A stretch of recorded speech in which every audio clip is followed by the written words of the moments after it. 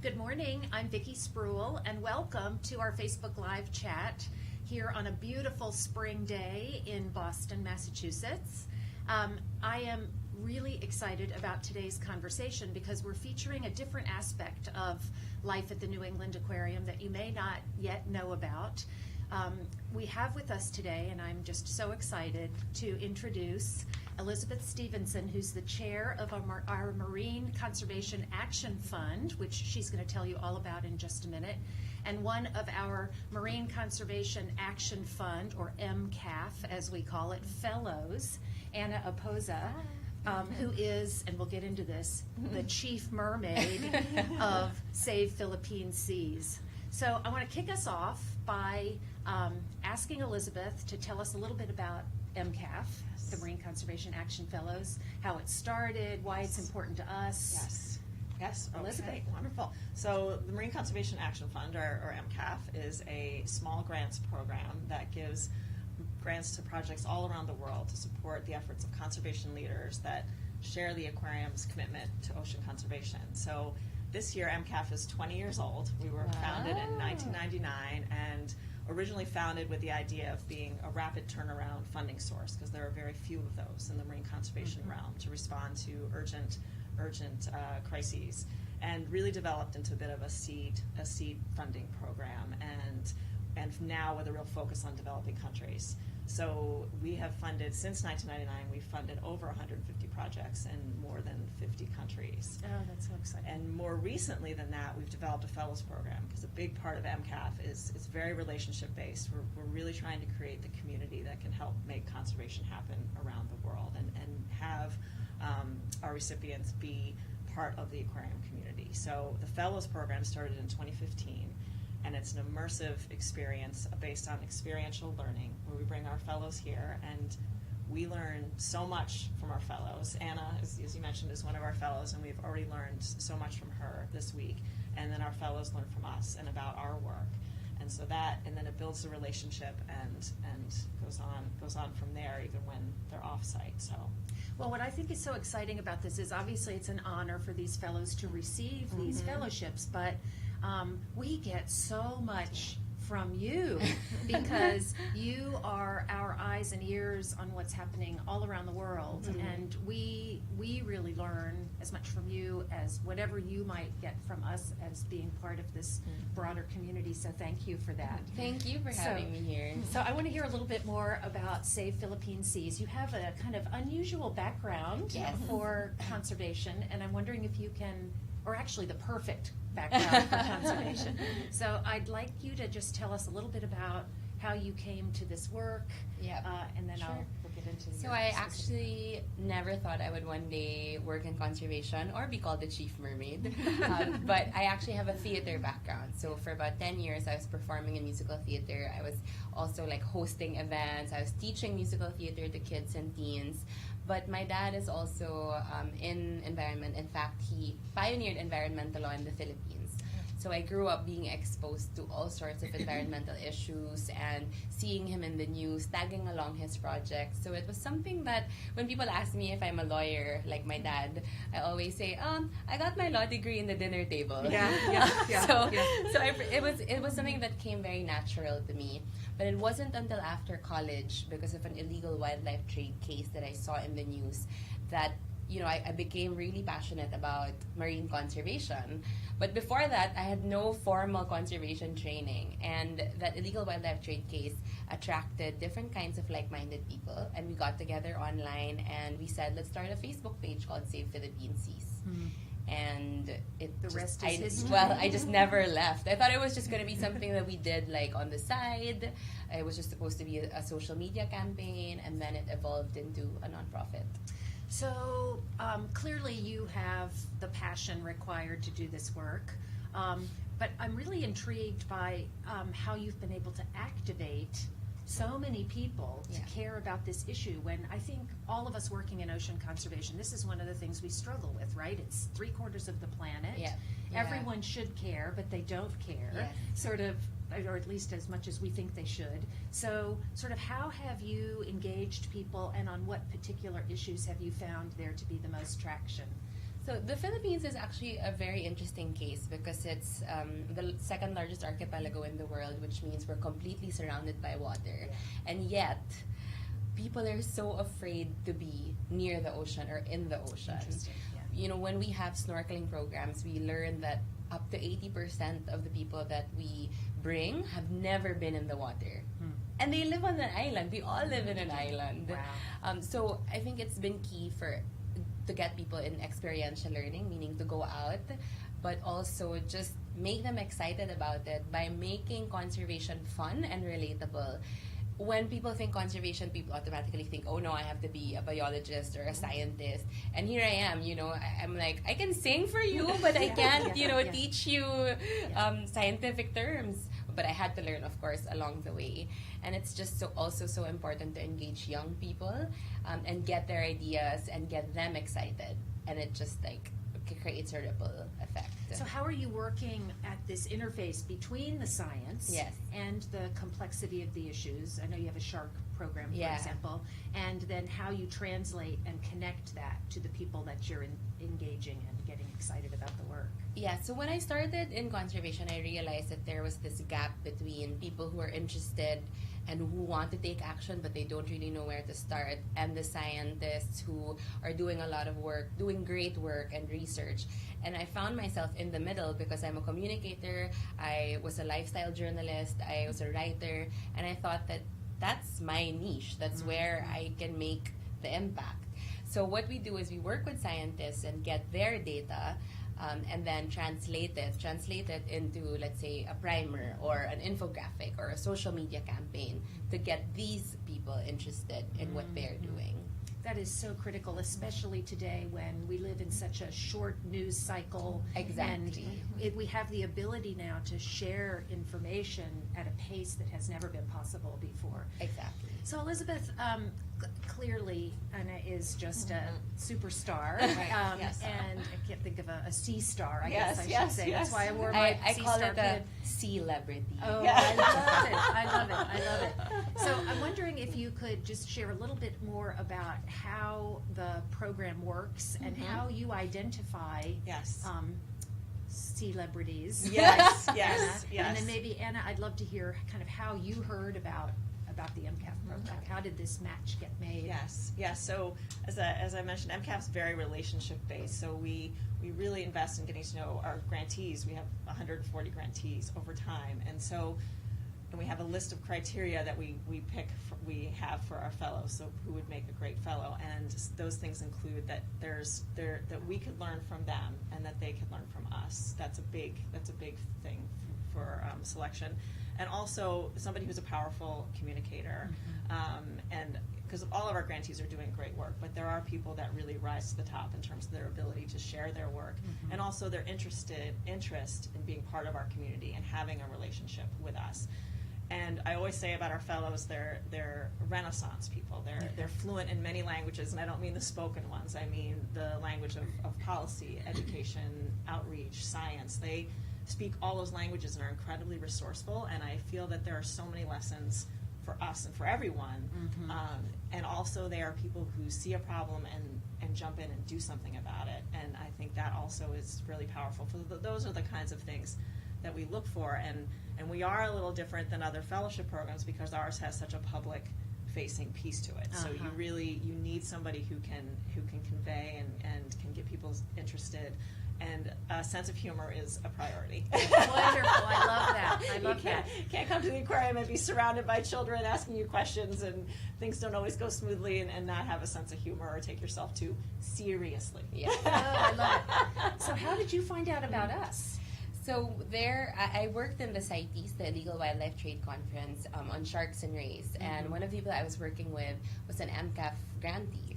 His name is Daniel Fernando, and we met in Hawaii at the World Conservation Congress in 2016, and he told me, you have to meet Elizabeth from the New England Aquarium. And he was so persistent about it, and he was like, okay, on this day, on this time, you're gonna meet each other. And so we met for 5 minutes outside. I was in the middle of a workshop, but Daniel was like, no, go outside. And I'm like, okay. So we met for 5 minutes. We did. And then we just stayed in touch over the next 2 years. A couple years, yes. I was really interested in your work, and I actually ran from my hotel room like I had just showered. I'm like, I'm going to go meet Anna. And it was really, your work was very impressive, and I thought you had, you would make a great grantee and fellow. So we did stay in touch, and then Anna submitted a proposal in 2018. And so it's so exciting because it expands our footprint, if you will, of the New England Aquarium so significantly by being able to connect to these celebrities all over the world doing a variety of different projects. And I think especially today, problems are always local. Obviously these issues are global, but the solutions are often very hyper local. So your ability to mobilize people like you've been able to mobilize is such a key learning for all of us, because we're all struggling with that. So, wow, congratulations. Thank you. So what are you, of all the different things you've done, what are you most proud of with Save Philippine Seas? I read this, I don't remember who it was, but they asked, what's the thing that you're most proud of? And she said, I haven't done it yet. Oh, I love that. So I don't think I've done it yet. But then, of course, there are a lot of things that we've done that I am really excited about. So the Sea and Earth Advocates Camp, which is our flagship youth environment program, we were able to get legislation passed to declare the first shark sanctuary in the Philippines. And now we're working on the national legislation to regulate shark utilization. So it's a lot of really hard work, but really exciting and fulfilling work. And with what you're most proud of, I guess the flip side of that is, what are some of the barriers that you continue to face that you want to give some visibility to?